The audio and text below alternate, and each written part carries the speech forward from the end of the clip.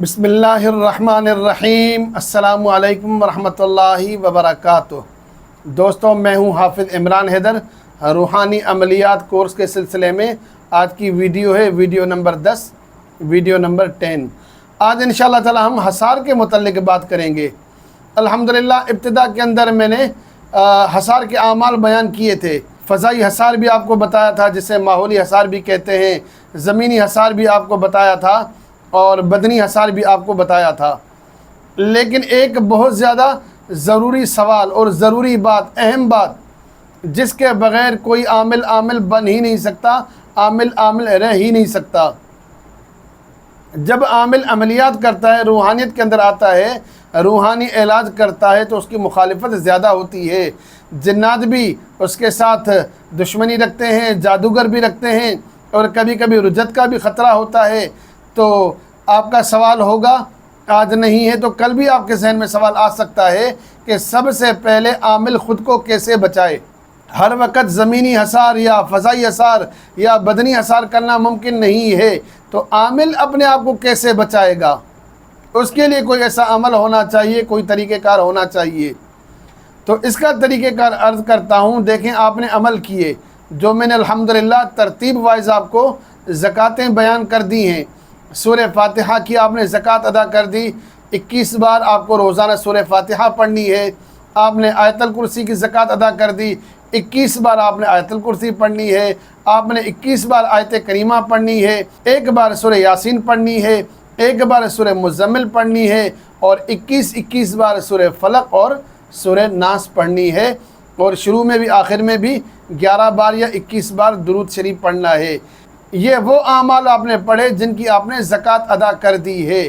یہ اعمال بھی آپ کے لیے حصار کی حیثیت رکھتے ہیں، اور بہت زیادہ مضبوط حصار ہیں۔ یہ عامل جب زکوٰۃ ادا کر دے گا تو انشاءاللہ تعالیٰ اس کو اپنے اعمال کے لیے، خاص کر کے علاج کے لیے اور اپنی پروٹیکشن کے لیے، ماحولی اور بدنی حصار کی ضرورت نہیں پڑے گی۔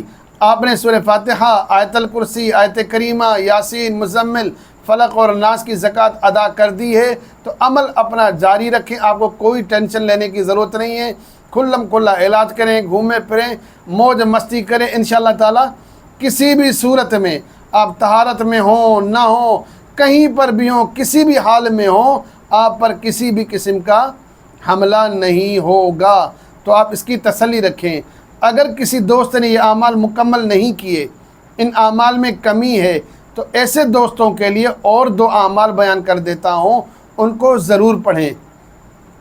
پہلے بھی اعمال بیان کیے ہیں، لیکن اس موقع اور محل کے اوپر بیان کرتا ہوں، تو یہ زیادہ آپ کے لیے فائدہ مند ہوگا، اس ترتیب کے اوپر زیادہ فائدہ مند ہوگا۔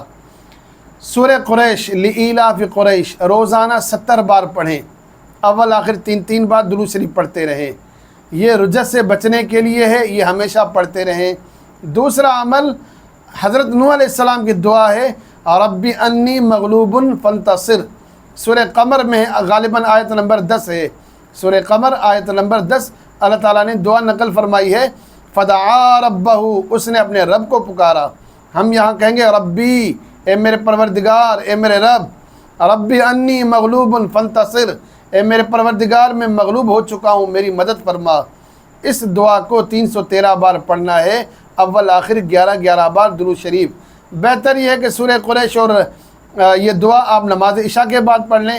اگر ٹائم کی پابندی نہ ہو تو کسی بھی ٹائم آپ پڑھ سکتے ہیں، اس کے چلے کی یا اس کی زکوٰۃ کی ضرورت نہیں ہے۔ ان دونوں اعمال کی برکت سے انشاءاللہ تعالیٰ آپ رجت سے، جادو، جنات، نظر بد اور دیگر حسد اور شیاطین کے حملوں سے آپ محفوظ رہیں گے، اور جب آپ محفوظ رہیں گے تو انشاءاللہ تعالیٰ آپ خلق خدا کی خدمت بھی کر سکتے ہیں۔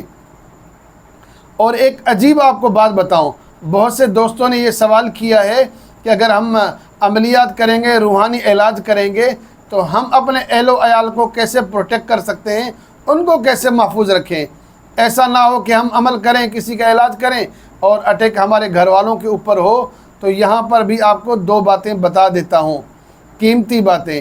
پہلی بات یہ ہے کہ جب آپ نے زکوٰۃ ادا کر دی ہوگی اور اپنے اعمال پڑھتے رہیں گے، میں آپ کو بڑے دعوے اور چیلنج کے ساتھ کہتا ہوں، آپ یقین رکھیں انشاءاللہ تعالیٰ آپ کے گھر کے اوپر کسی بھی قسم کا حملہ نہیں ہوگا۔ اگر آپ کو پھر بھی ڈر ہو، خوف ہو، آپ احتیاطاً اور کرنا چاہتے ہیں، جب وہ اپنا عمل کریں گے اس عمل میں اپنے اہل و عیال کی نیت بھی کر لیں کہ جو یہ میں عمل کرتا ہوں اس نیت سے عمل کریں کہ میری زکوٰۃ بھی ادا ہوتی رہے، میرا عمل کنٹرول میں رہے، اور یہ نیت اس میں شامل کر لیں کہ میرے اہل و عیال کی حفاظت بھی ہوتی رہے، ان پر کسی قسم کا شیطانی حملہ نہ ہو۔ یہ تصور کر کے بھی پڑھیں گے تو انشاءاللہ تعالیٰ آپ کے اہل و عیال محفوظ رہیں گے۔ اللہ تعالیٰ سے دعا کرتا ہوں کہ اللہ تعالیٰ مجھے اور آپ کو روحانیت میں بلندی عطا فرمائے۔ آخر میں آپ سے ریکویسٹ ہے میرے چینل کو سبسکرائب کریں، میری ویڈیوز کو لائک اور شیئر کریں تاکہ زیادہ سے زیادہ لوگ فائدہ اٹھا سکیں۔ السلام علیکم ورحمۃ اللہ وبرکاتہ۔